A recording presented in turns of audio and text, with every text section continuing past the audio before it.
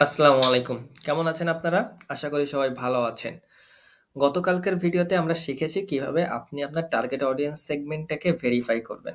অর্থাৎ আপনি যে অডিয়েন্সটাকে সিলেক্ট করেছেন সেই ফার্স্ট ভিডিওতে ওই অডিয়েন্সগুলো আসলে আমার প্রোডাক্টের জন্য রাইট অডিয়েন্স কিনা এটা আমরা গতকালকের ভিডিওতে ভেরিফাই করে ফেলেছি এবং দেখেছি যে না, ওই অডিয়েন্সগুলো আমাদের প্রোডাক্টের জন্য রাইট এবং আমরা আমাদের মার্কেটিং ক্যাম্পেইনটাকে ওই পার্টিকুলার অডিয়েন্সগুলোকে টার্গেট করার জন্য রেডি করতে পারি। সো আজকের ভিডিওতে আমরা দেখব যে কিভাবে আমরা ওই পার্টিকুলার অডিয়েন্সের জন্য আমরা একটা পার্সোনালাইজড ক্রাফটেড মেসেজ লিখব, যে মেসেজটা ওই পার্টিকুলার অডিয়েন্সের যে পেইন পয়েন্ট এবং আমাদের প্রোডাক্টটা যে ওদের ওই পেইন পয়েন্টটাকে সলভ করতে পারবে এটা খুব ভালোভাবে কানেক্ট করতে পারে। ঠিক আছে? এবং এই বিষয়টাই কিন্তু সবথেকে বড় আপনার, যদি আপনি আপনার মার্কেটিং ক্যাম্পেইনটাকে সাকসেসফুল করতে চান আপনার জন্য।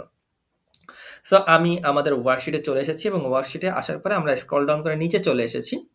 নিচে চলে আসার পরে দেখতে পারতেছেন যে এটা হচ্ছে আমাদের প্রবলেম অ্যান্ড সলিউশন। সেম আমরা পুরো এই ক্যাম্পেইনটা, এই মার্কেট রিসার্চটা এআইকে সাথে নিয়ে আমরা কাজ করার চেষ্টা করতেছি।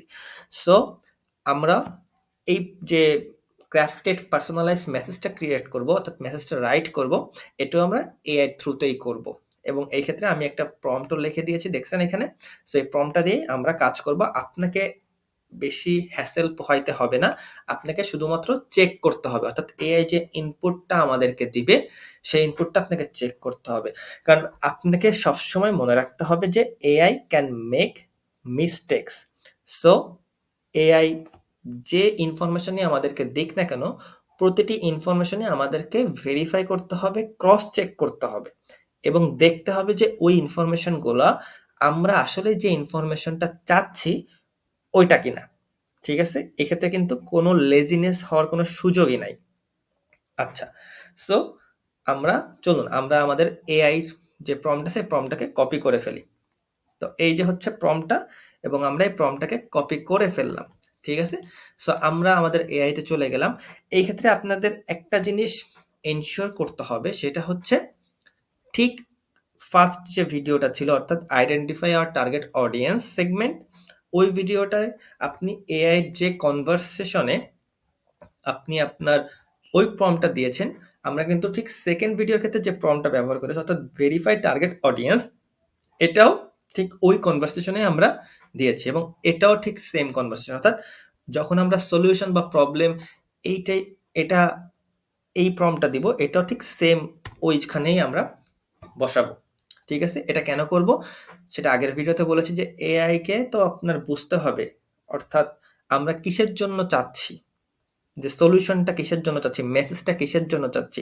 তো আপনি যখন ওই পার্টিকুলার সেম যে উইন্ডো আছে ওই উইন্ডোতেই আপনি এই মেসেজটা লিখবেন, তখন এআই বুঝবে যে না, এই হচ্ছে আমার টার্গেট অডিয়েন্স এবং এই অডিয়েন্সটাকে এই যে ভেরিফাই করা হয়ে গেছে এবং এই যে এদের জন্য এখন আমাদের কি করতে হবে, মেসেজ লিখতে হবে, পার্সোনালাইজড মেসেজ। ঠিক আছে?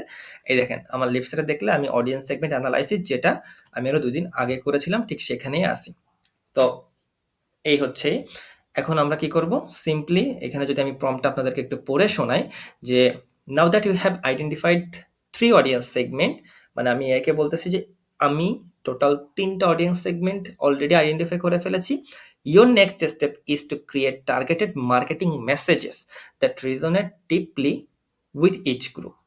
অর্থাৎ আমি যে 3টা গ্রুপকে সিলেক্ট করেছিলাম, আমি যদি আমাদের ওয়ার্কশিটে ফিরে যাই এবং ওইখানে আপনি দেখতে পারবেন যে আমি টোটাল 3টা, এই যে একটা হচ্ছে ফ্রিকোয়েন্ট ট্রাভেলার্স, একটা হচ্ছে অফিস ওয়ার্কার্স, একটা হচ্ছে আউটডোর ফিটনেস এনথুসিয়াস্ট। সো এই 3টা অডিয়েন্স গ্রুপের এগেইনস্টেই, এদের জন্যই আমরা আমাদের মেসেজটা লিখব। So your next step is to create targeted marketing messages that resonate deeply with each group। অর্থাৎ প্রতিটা গ্রুপের জন্য আমরা আলাদা আলাদাভাবে আমাদের মেসেজটা লিখবো। ঠিক আছে? এরপর আমি এআইকে ইনস্ট্রাকশনটা দিচ্ছি যে for each audience segment complete the following problem, identify the key pain point or challenge this group commonly experiences, মানে আমি এআই কে বলতেছি যে ৩টা গ্রুপ আমি আইডেন্টিফাই করেছি। ওই প্রতিটা গ্রুপের জন্য প্রতিটা গ্রুপের যে পেইন পয়েন্টটা, অর্থাৎ তারা কেন আমার প্রোডাক্টটা কিনবে, আমার প্রোডাক্ট রিলেটেড যে পেইন পয়েন্টটা সেটাকে খুঁজে বের করতে, যেটা আমার প্রোডাক্টটা সলভ করতে পারে। নেক্সটে হচ্ছে আমি সলিউশনের কথাও বলেছি। এখন এই ক্ষেত্রে একটা কথা আমরা বলি, যেটা হচ্ছে আপনাকে সবার আগে একটা জিনিস খুব ভালোভাবে ফান্ডামেন্টাল একটা জিনিস মনে রাখতে হবে। সেটা হচ্ছে যে একটা বিজনেস মানে একটা সলিউশন, একটা প্রবলেম। ওকে? প্রতিটা বিজনেসই কোনো না কোনো প্রবলেমের সলিউশন করে। প্রতিটা প্রোডাক্ট, প্রতিটা সার্ভিসই কোনো না কোনো প্রবলেমের সলিউশন করে। পৃথিবীতে এমন কোনো বিজনেস নেই যে বিজনেসটা কোনো না কোনো প্রবলেমের সলিউশন করে না। যদি এরকম বিজনেস থেকে থাকে, আলটিমেটলি সেই বিজনেসটা নিয়ে কেউ মাথা ঘামাবে না, কারণ সেই বিজনেসটায় কোনো সেলও আসবে না। মনে রাখতে হবে, if there is a business means there is a product or services, means there is a problem, means there is a solution. ঠিক আছে? অর্থাৎ আমি যদি একটা এক্সাম্পল দিয়ে বোঝাই, লেটস সে আমি একজন এসইও এক্সপার্ট। সো আমি কি কাজ করি, আমি কি টাইপের প্রবলেমটাকে সলভ করি, আমার ক্লায়েন্টের যে বিজনেসটা আছে, এই বিজনেসটা যদি ধরেন যে আমার ক্লায়েন্টের একটা বিজনেস আছে এবং তার বিজনেসটার একটা ওয়েবসাইটও আছে এবং সে তার প্রোডাক্টটা ওই ওয়েবসাইটের থ্রুতেও সেল করে। এখন সে স্ট্রাগলিং করতেছে, গুগলে যখন তার প্রোডাক্ট রিলেটেড প্রবলেম লিখে বা প্রোডাক্ট রিলেটেড লিখে কেউ সার্চ করতেছে, তার যে ওয়েবসাইটটা আছে সেটা ফার্স্ট পেজে আসে না, সেটা র্যাঙ্কিং এর ফার্স্ট পজিশনে আসে না। সো যদি না আসে তাহলে তো তার বিজনেসটাকে তার অডিয়েন্স গুলো দেখবে না, তাই না? সো না দেখলে তারা সেখান থেকে প্রোডাক্ট কি করতে পারে না, পারচেস করতে পারবে না। আলটিমেটলি আমার ক্লায়েন্টের বিজনেসে সেল হবে না, সেল না হলে বিজনেসটা বেশি দিন সার্ভাইভ করতে পারবে না। সো এটা হচ্ছে আমার ক্লায়েন্টের প্রবলেম। সো আমি অ্যাজ এ এসইও এক্সপার্ট, আমার কাজ হচ্ছে আমার ক্লায়েন্টের বিজনেসটাকে র্যাঙ্কিং এ ফার্স্টে নিয়ে আসা। তাহলে কি হবে, ভিজিবিলিটি ইনক্রিজ করবে এবং আলটিমেটলি বেশি বেশি ট্রাফিক ড্রাইভ করতে পারবো আমি ওই পার্টিকুলার বিজনেসে, যেটা আলটিমেটলি আমাকে আমার ক্লায়েন্টের জন্য সেলস ইনক্রিজ করতে সাহায্য করবে। সো আশা করি আপনি বিষয়টা বুঝতে পেরেছেন যে প্রতিটা বিজনেস মিন্স একটা প্রবলেম, এবং যে প্রবলেমটা কারো না কারোর একটা সলিউশন আছে এবং সেটা আমাদের প্রোডাক্টে সেই পার্টিকুলার প্রবলেমের সলিউশন দিয়ে থাকে। সো চলুন আমি এখন এখানে send it away two ChatGPT। এখন ChatGPT এই পুরো পার্টিকুলার প্রম্পটটাকে ভালোভাবে রিভিউ করবে, বোঝার চেষ্টা করবে এবং আলটিমেটলি আমাদেরকে একটা রেসপন্স দেবে, যে রেসপন্সটা আমরা সুন্দরভাবে আমাদের ওয়েবসাইটের জন্য প্রিপেয়ার করব। সো এভাবেই আমরা আমাদের অডিয়েন্স সেগমেন্টের কাছে মার্কেটিং করি, যাতে তারা নিজেদের রিকগনাইজ করতে পারে। অর্থাৎ তারা যে প্রবলেমটা ফেস করতেছে, তারা যখন আমার প্রোডাক্টে তাদের সামনে যাবে এবং তারা যখন দেখবে যে আমার প্রোডাক্টটা এই টাইপের প্রবলেমগুলোকে সলভ করে, তখন তারা রিলেট করতে পারবে যে না, আমি তো এই প্রবলেমটাই ভুগতেছি এবং এই প্রোডাক্টটাই আমার জন্য একটা সলিউশন হতে পারে। এবং আমরা ঠিক ওই সলিউশনটাকে আমাদের ওয়েবসাইটে প্রোডাক্টের ডিটেলসে আমরা রাখবো এবং আমাদের যে মার্কেটিংটা আছে সেই মার্কেটিংটার জন্য একটা পার্সোনালাইজড মেসেজ ক্রাফট করব এবং এই টেকনিকটাই হচ্ছে আমরা শিখব যে কিভাবে এটা করতে হয়। কারণ যখনই তাহলে কোনো অডিয়েন্স ওই পার্টিকুলার সেগমেন্ট থেকে আমাদের ওয়েবসাইটে ঢুকবে, ভিজিট করবে, তখন তারা দেখবে যে ওকে ওকে আমি এই প্রবলেমগুলো ফেস করতেছি এবং ঠিক এক্স্যাক্টলি সেম সলিউশনটাই আমার প্রয়োজন। ঠিক আছে? তো আশা করি আমি বুঝাইতে পারতেছি আপনাদের।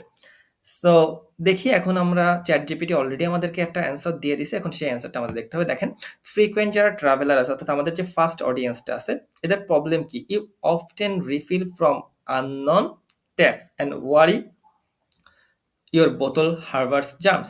মানে বোঝানো হচ্ছে ফ্রিকোয়েন্ট ট্রাভেলার মানে হচ্ছে যারা এক জায়গা থেকে আরেক জায়গায় ভ্রমণ করে। এখন ধরেন যে আপনি যখন এক জায়গা থেকে আরেক জায়গায় যাবেন, রাস্তায় পানি পিপাসা লাগলো, তখন আপনার বাইরের থেকে পানি কিনে খাইতে হইতেছে।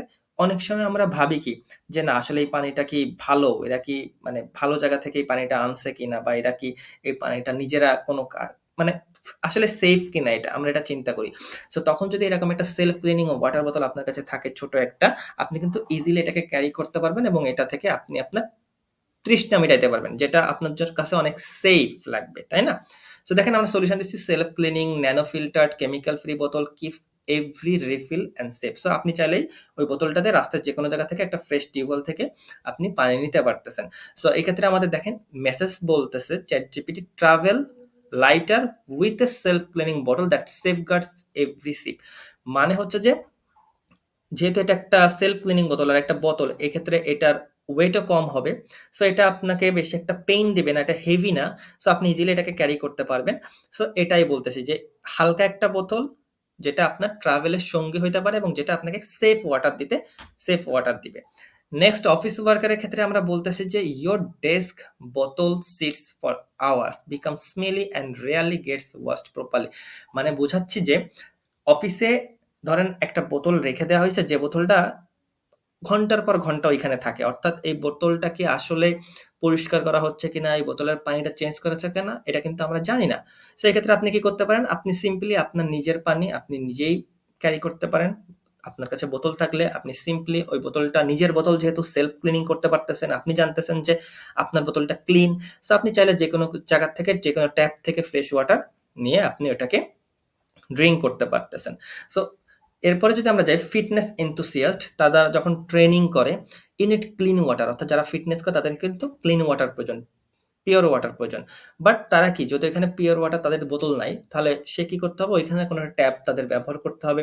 এক্ষেত্রে দেখা গেল ওই পার্টিকুলার ট্যাপটা বা ওই পার্টিকুলার ওয়াটার পটটা ভালো করে পরিষ্কার করা হয় না, তাহলে কিন্তু ওই পানিটা আসলে পিওর পানি হইল না।